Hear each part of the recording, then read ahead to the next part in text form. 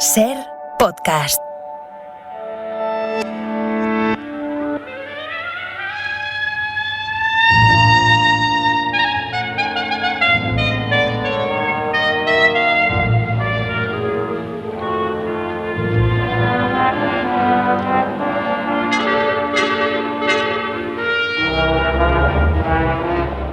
Nathan Dever, bienvenido a La Hora Extra. Gracias. Primera pregunta, Nathan, ¿te gustan los videojuegos? ¿A cuáles has jugado o juegas y qué valor artístico tienen? Moi, j'aime les jeux vidéo. Y surtout, je pense que les jeux vidéo sont un art à part entière. Me encantan los videojuegos y creo que son un arte total. Cuando hablamos de videojuegos solemos centrarnos en el entretenimiento, el ocio y hay mucha caricatura también. Se dice que los videojuegos son alienantes, que te dejan tonto, que son violentos, etc. Lamento estas caricaturas. Creo que un gran videojuego no solo es una obra de arte, en el sentido de que el arte configura un mundo, crea un universo, no solo es escribir una historia, es crear toda una atmósfera completa. Y los videojuegos hacen eso y además exigen un arte total. Requiere grafismo, guiones, música y arquitectura al mismo tiempo. Así que hay algo demiúrgico y fascinante en los videojuegos. A mí lo que más me interesa, puede resultar un poco extraño, son los videojuegos realistas. No tanto los que imaginan universos completamente locos, burlescos o así. Me interesa más lo que tiene que ver con la simulación. Simuladores de vuelo, por ejemplo. Es increíble. He jugado a muchos simuladores de vuelo y un día tuve la oportunidad de pilotar un avión real, con alguien evidentemente. Pero es cierto que después de haber pasado tantas horas en un simulador de vuelo, en pocos minutos había algunas cosas que podía hacer. Pero para mí el gran videojuego es GTA. Grand Theft Auto reproduce regiones enteras, tarda 15 años en lanzar una obra, emplea a docenas de arquitectos, diseñadores gráficos que viajan a Estados Unidos, a Los Ángeles, para construir ese universo, cada edificio, cada detalle, todo un universo cultural muy bien reproducido. Creo que es uno de los mejores videojuegos que se han creado o imaginado. Te iba a preguntar por si los videojuegos son cultura, ya me has contestado, así que una última pregunta. Quería saber cómo te has documentado para hablar tanto de videojuegos, de tantos videojuegos, también del metaverso. No sé si leíste la famosa novela de Neil Stephenson, si te has inspirado a lo mejor con una cultura más audiovisual, películas como Free Guy o El Show de Truman. Alors, pour les jeux vidéo et plus largement sur tout ce qui est numérique. Por lo que respecta a los videojuegos y a todo lo digital, leo muchos libros pero austeros, de historia. Uno que me impresionó mucho en Francia es La saga de los videojuegos, de Daniel Ishbia. Cuenta muy bien cómo se desarrollaron los videojuegos en Francia y en otros lugares, con qué intrigas e ideas. En cuanto al metaverso, he leído a Neil Stephenson, Ready Player One, de Ernest Cline, pero sobre todo para imaginarme el metaverso no he tratado de imaginar a qué se parecerá cuando exista, o los que existen ya. Para mí el metaverso es la metáfora del mundo en el que estamos ya. De hecho, si vemos la definición de meta que propone Mark Zuckerberg, por ejemplo, intenta sintetizar todas las nuevas tecnologías que existen en el sistema. Así que el metaverso se parece a las redes sociales en las que ya estamos, a las aplicaciones de citas, los canales de noticias y los videojuegos. Sintetiza todo eso en una mezcla de lo serio y de lo lúdico. Dices que el metaverso es la metáfora del mundo en el que estamos ya. Tú eres un veinteañero, como Julian, el protagonista de tu novela. Los vínculos artificiales es un retrato de la juventud de hoy, de los veinteañeros de hoy. Ansiedad, síndrome del impostor, que hemos hablado mucho del síndrome del impostor esta temporada, más en las mujeres por ser algo más estructural como el machismo, decepciones, apatía, el pasar el tiempo y no hacer nada, frustraciones, adicción a las pantallas. ¿Cómo es Julian? ¿Cómo son los jóvenes que retratas hoy a través de él? Oui, Julien. Y hay una página dans mon roman où il se définit comme un loser. Hay una página de mi novela en la que se define a sí mismo como un perdedor e incluso como un pobre tipo que vive en un mundo de imbéciles, de gilipollas. De hecho, es en cierto modo la encarnación de alguien que habría sufrido todo lo que la sociedad tiene hoy de desigualdad, de injusticia, de coacciones, presiones, limitaciones. Es alguien que siente que no tiene lugar en el mundo y que la realidad no es habitable para él, a todos los niveles. Económicamente, todas las ciudades europeas se están volviendo cada vez más caras. Aquí es donde nos preguntamos cómo podrá mi generación apropiarse de la realidad, que es prohibitiva. Hoy es casi imposible convertirse en propietario de una vivienda en la ciudad en la que se quiere vivir. Simboliza una dificultad de acceder a lo real. Es alguien que tiene sueños, le apasiona la música, pero sus condiciones laborales son alienantes por la uberización de la economía. El mundo laboral está en crisis. Sentimentalmente, tiene la impresión de que el amor es una idea hortera e imposible. Y en las 100 primeras páginas trato de hacer la genealogía de la adicción a las pantallas, porque mi personaje es completamente adicto a las pantallas y pasa mucho tiempo frente al teléfono, al ordenador, etc. Como mucha gente de nuestra generación. Pero intento no juzgarlo y hacer la pregunta: ¿por qué Julián, como nuestra generación, siente la necesidad de evadirse de la realidad? Y en la palabra evadirse está la idea de la prisión, como si la realidad fuera carcelaria. Dans le mot évader, il y a l'idée, comme quand on s'évade de prison, que le réel peut-être est un peu carcéral. ¿Y son cada vez más geek, Leo, personas a las que la vida real les desagrada? ¿Estamos tan agotados por la realidad que describes, esa realidad carcelaria, que nos gusta mucho bien mirar al pasado con nostalgia o bien refugiarnos en futuros inventados? ¿Se ha vuelto tan insoportable el presente? Oui, tout à fait. C'est vrai que le monde des écrans, en quelque sorte, je pense que c'est le sujet le plus antiliteraire. Sí, absolutamente. El mundo de las pantallas, en cierto modo, creo que es el tema más antiliterario. En primer lugar, es un mundo en el que no hay concentración. Estamos todo el rato en las redes sociales, haciendo scroll, añadiendo contenido. Es un mundo que, entre comillas, socava el lenguaje literario. Y en general, observamos que las generaciones más jóvenes leen menos y pasan más tiempo frente a sus pantallas. Ante esto hay dos soluciones. La primera solución, hay escritores que lo dicen y lo respeto, que las pantallas acabarán con los libros, que esto es un desastre y que hay que defender los libros a la antigua usanza, porque es escandaloso que los jóvenes ya no lean o que lean menos. Yo he intentado hacer lo contrario. En esta novela he intentado reconciliar el libro y las pantallas. Si tengo que definir la literatura, para mí su misión es hablar de lo que no es literario, salir de su espacio natural, ponerse en peligro, comprometerse. Si las pantallas ponen en peligro a la literatura, aquí es donde se vuelve interesante para la literatura, para salir de sí misma, ir a ver este universo, ver lo que puede ser peligroso, pero también profundamente poético. Y todas las revoluciones literarias y artísticas son una reivindicación profunda de sí mismas cuando están amenazadas. No creo en una literatura formal, inmutable en el tiempo, clásica y antigua. Todo lo contrario. La literatura está viva cuando se ve obligada a revisar las cosas desde el principio y a reinventar su lenguaje. Hay quien se refugia en el arte, leemos en uno de los muchos poemas de tu libro, el titulado Playmobil.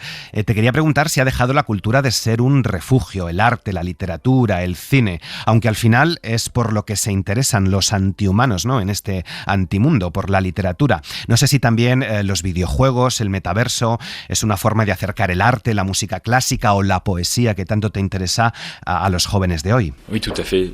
Ça, c'est pour moi le meilleur exemple. C'est la question de la poésie. Sí, totalmente. Para mí el mejor ejemplo está en la poesía. Hoy la poesía es un arte que al menos en Europa ya no tiene muchos lectores. Hablo de poesía contemporánea, no hablo de poesía clásica. Hay poetas contemporáneos, pero no son los libros más vendidos en absoluto. Es paradójico porque vivimos en una era de velocidad, de la instantaneidad, de baja concentración, y la poesía es el género literario de la velocidad precisamente. Si hay un género literario que deba resurgir de sus cenizas, y así lo espero, es el de la poesía. Pero no puede ser una poesía clásica. No creo ni que pase por escribir un poema. La pregunta que planteo en el libro es: ¿quiénes son los poetas del mundo contemporáneo? Hay experiencias profundamente poéticas que se pueden reproducir en las redes sociales. Veo que hay muchas cuentas de Instagram dedicadas a la poesía, donde la gente escribe sus poemas. Y creo que es genial. Demuestra que hay una necesidad de poesía. Hay experiencias poéticas que pueden darse en los videojuegos, en el metro, y esa es la cuestión y es mi sueño: presenciar este renacimiento, esta reivindicación de la función del poeta en la sociedad, desempolvarse y darse cuenta de la importancia de habitar el mundo como poeta. D'habiter le monde en poète, pour citer Hölderlin. Ouais. Julian y May duermen juntos en la oscuridad, pero cada uno aislado en su noche interior, Leo. No sé si este es el sentir también de las nuevas tecnologías, si nos han conectado juntos en la oscuridad y nos han aislado, cada uno en su burbuja vital. Una era, la de Twitter y Tinder, que separaba a las personas creyendo que las unía. Leo, te quiero plantear la misma pregunta que se formula Adrian Sterner, el creador de este videojuego, de este antimundo. ¿Para qué ha servido Internet desde su creación? Le paradoxe, c'est que Internet, enfin la révolution numérique, toutes les étapes de la révolution numérique, a été créée. La paradoja es que Internet, toda esta revolución digital, se creó por personas que tenían muy buenas intenciones y que querían emancipar a la humanidad, estrechar lazos entre la gente. Tenían una utopía que a veces provenía de las contraculturas, de la disidencia. La biografía de Steve Jobs es muy interesante. Más allá de ser un multimillonario, estaba muy interesado en la contracultura y en crear más vínculos entre las personas y que estos lazos no dependieran de las limitaciones de la vida real, empezando por las geográficas, que se pudiera interactuar con personas muy lejanas, entablar amistad con extranjeros y poder vivir experiencias distintas hablando con todo el mundo. Crear amistades. El concepto de amistad de Facebook es importante. Multiplicar la amistad, multiplicar el amor, multiplicar la libertad. Pero pasados los años, las redes sociales nos han separado en vez de juntarnos. ¿Las redes sociales no han creado más soledad que solidaridad? Cuando digo redes sociales me refiero también a las aplicaciones de citas. ¿Realmente hay muchas parejas que se forman gracias a una app de citas? ¿Las aplicaciones de citas crean realmente un vínculo romántico o erótico entre la gente? ¿O lo elimina o lo debilita? ¿No han sido las redes sociales bastante divisorias? Esto es lo interesante. Los dueños de estas empresas, que inicialmente eran muy utópicos, hoy son autoritarios y peligrosos. Estoy pensando en Elon Musk o en el papel que jugó Facebook en la elección de Donald Trump y Twitter. Gente que tiene un poder que puede conducir a la división e incluso a la destrucción del debate democrático. Sí, este personaje, Adrian Sterner, tiene mucho de Mark Zuckerberg, también de Steve Jobs y de Elon Musk, ¿no? Al final, personas que se creen dioses. Sí, absolutamente. Se cree Dios y que está reinventando a la humanidad. En los vínculos artificiales hay humanos y antihumanos, está el mundo y el antimundo, ese universo virtual. Una pregunta que se ha hecho la humanidad de siempre y a través de la filosofía en particular, Natán, y es ¿qué nos hace humanos? Pero que cobra más sentido hoy con el avance de las inteligencias artificiales. Como profesor de filosofía te quiero preguntar ¿qué nos diferencia de ellas? ¿Qué dirías tú que es lo que nos hace humanos frente a las inteligencias artificiales? L'intelligence artificielle, le premier sentiment qu'elle peut donner, c'est de se dire qu'elle va remplacer l'humain. La primera sensación que tengo es que la inteligencia artificial acabará sustituyendo a los humanos. Mira el ChatGPT, pensábamos que teníamos el monopolio de ciertas formas de inteligencia y al final un algoritmo lo hace igual de bien que nosotros, mucho más rápido y a veces con más calidad. Podemos considerar que hoy estamos presenciando el desdibujamiento de lo que es propio del hombre. Todo lo humano es susceptible de ser mecanizado. Hay filósofos que piensan así. El gran movimiento cibernético de la década de 1940 en los Estados Unidos, que tuvo una gran influencia y que sigue teniéndola, se basa en la premisa de que el hombre y la máquina son lo mismo. Pero hay una segunda visión con la que coincido más, que dice que la inteligencia artificial es un espejo de cómo nuestra propia inteligencia se representa a sí misma y es un espejo engañoso, en la medida en que nos permite ajustar nuestra definición de lo que es humano. Así que la máquina puede calcular, deducir y sintetizar datos mucho mejor que yo, pero una cosa que no puede hacer en principio es tener una experiencia autorreflexiva. Reflexionar, ser consciente de sí misma, tener sentimientos. Es tener lo que en filosofía llamamos conciencia fenomenológica, conciencia relacional. Es minúsculo, pero es lo característico del hombre. Lo bueno de la inteligencia artificial es que nos ha permitido tener un mejor conocimiento de lo que somos. Te iba a preguntar si las inteligencias artificiales acabarán sustituyendo a los artistas, si escribirán, que ya lo hacen, libros o canciones, pero mejor que nosotros. Por tu respuesta anterior entiendo que sí, así que va a ser complicada esa convivencia. Sí te quiero preguntar, a propósito de las inteligencias artificiales y las nuevas tecnologías, por la salud mental, por el suicidio, que recorre también las páginas de tu novela. Una sociedad fatigada y deprimida, dice Sterner en su discurso, fomenta el suicidio entre los jóvenes también con las nuevas nuevas tecnologías. Hace unas semanas conocíamos el caso de un joven treintañero belga que se quitó la vida después de tener una conversación con el chat GPT. No sé si te preocupan las nuevas tecnologías, la inteligencia artificial. Oui, tout à fait. C'est un sujet extrêmement difficile, la question du suicide. Sí, absolutamente. Es un tema extremadamente difícil, el del suicidio, porque creo que el suicidio se puede contar, pero no se puede explicar. Tiene algo de misterioso el acto del suicidio y debe seguir siéndolo. De hecho, lo que quería hacer en la historia de esta novela era no dar causas para el suicidio de Julian. Uno puede pensar que Julian ha sido asesinado en cierto modo por las pantallas, por las redes sociales, por personas virtuales que lo han vaciado de sí mismo y que las redes sociales serían una especie de máquina de sufrimiento o de muerte. Pero hay una segunda lectura, la que hace Julian, que ve su suicidio casi como un acto indiferente o como una forma de liberación, ya que él ya existe virtualmente y en el mundo virtual está su mejor yo. Así que su suicidio es crístico. Hay un alma que ha permanecido y el cuerpo ya no tiene valor. Es complicado decir que las redes sociales en sí mismas son responsables del suicidio. No obstante, tenemos que analizar una cosa. Todas las personas a las que las redes sociales les han arruinado la vida, aunque no se hayan suicidado, pero todo el sufrimiento que han creado las redes. Es lo que trato de hacer en este libro de forma ficticia. Es interesante preguntarnos qué ha pasado en todas estas vidas destruidas por el acoso en Internet, la pornografía de venganza, la difamación, las noticias falsas y toda la mierda que se escribe en redes sociales. No es el mismo grado de sufrimiento, pero gente que ha suspendido exámenes por las redes sociales, que se han separado, roto sus relaciones, que pierden su tiempo y su concentración. Las redes sociales son también un dispositivo que crea sufrimiento e incomodidad. Se habla mucho del lenguaje de los haters, es una de las violencias de las que hablas. Es el metaverso, un campo abierto, como lo está siendo ahora Twitter, para el odio, para la violencia, para ese lenguaje de los haters. Y a propósito de los haters, se reflexiona mucho, ¿no?, sobre el anonimato, los encantos del anonimato. Leo, ¿cuáles son esos encantos? Le charme de l'anonymat, c'est l'idée de devenir quelqu'un d'autre et de ne pas être. El encanto del anonimato es la idea de convertirse en otra persona, el poder desplegar otra identidad en algún lugar. Es lo que haces cuando imaginas, cuando sueñas despierto, que sales de ti mismo. Ahí está ese encanto. También puede ser útil en regímenes autoritarios, cuando la gente escribe cosas en Twitter anónimamente para no meterse en problemas. Pero esta es la excepción. El anonimato en las democracias creo que es muy problemático porque hay gente, no solo los haters, que escriben cosas falsas y no asumen su responsabilidad, no se les sanciona. ¿Cuántas personas no han rendido cuentas por sus acciones? Ni sabemos quiénes son. Cuando Elon Musk compró Twitter, vimos que hay un número incalculable de cuentas falsas, cuentas gestionadas por bots, de las que no podemos saber quién hay detrás. Usan alias falsos, no dan la cara y escriben horrores, mentiras, insultos, difamaciones. Es un problema sobre el que reflexionar. No hay necesariamente que prohibir el anonimato, no sé, no soy abogado, pero sí exigir responsabilidad en las redes. Estoy a favor de la total libertad de expresión, pero solo con una condición: que se pueda responder por lo que se ha dicho. Uno de los lemas de la juventud que protesta contra el cambio climático, y lo recoge también esta historia, es que no hay planeta B. No hay planeta B, pero podemos crear un mundo alternativo virtual, un mundo B, al final, que es igual de violento y de capitalista. No hay alternativa al capitalismo. Al final, la vida terrenal no deja de devastar el mundo inexorablemente creando sus antimundos.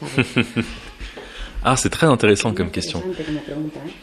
Je dirais que mon livre est une critique de l'idée de paradis. Es muy interesante esta pregunta. Diría que mi libro es una crítica a la idea del paraíso, la idea de que la verdadera vida está en otro sitio, que la felicidad se encuentra en un antimundo y que hay que obedecer a una utopía para lograr la felicidad colectiva. El concepto de paraíso puede ser religioso, puede ser político en el caso de las ideologías y puede ser tecnológico en el caso de una revolución digital. Yo creo que el único paraíso posible solo existe en la realidad. Y esto es una declaración política muy concreta. En otras palabras, ante la violencia del capitalismo, ante las desigualdades de una sociedad neoliberal, me parece que todas las lecciones políticas del siglo anterior son que la respuesta no debe ser refugiarse en una ideología, fuera de la realidad, y esperar a que llegue una revolución o modelo alternativo dentro de 1000 años. Mi definición es minimalista de la política. Cada uno puede hacer política a su nivel. Cualquier escritor, artista, profesor, actor de teatro, teatro, granjero, restaurador. Todos pueden crear en su entorno pequeñas experiencias de realidad política, de realidades políticas alternativas. Y esto es lo que debemos intentar. Actuar políticamente no a través del gran prisma del Estado, de la acción política ideológica y clásica.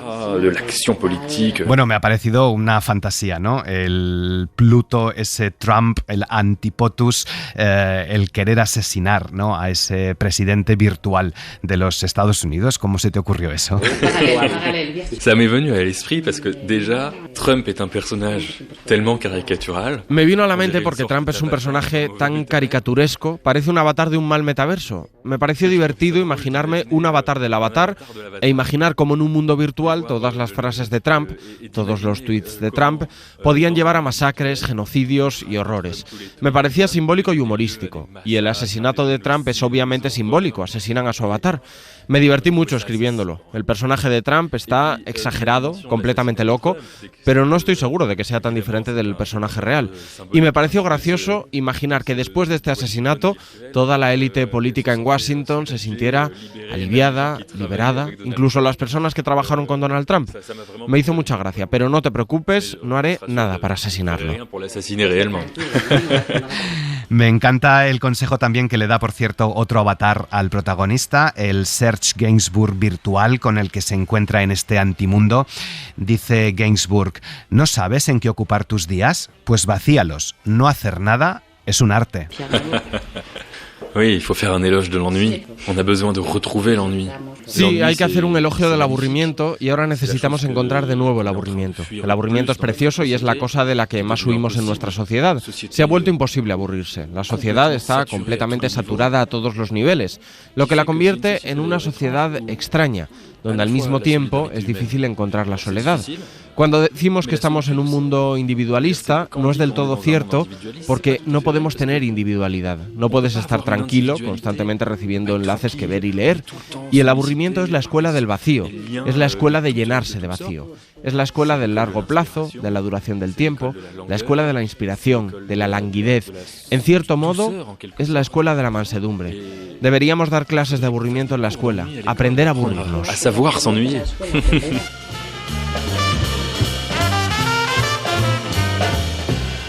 Vamos terminando. Quería preguntarte, me has retratado muy bien cómo es la juventud y la sociedad de hoy, pero quería preguntarte por el futuro, más allá del análisis de cómo son hoy los jóvenes.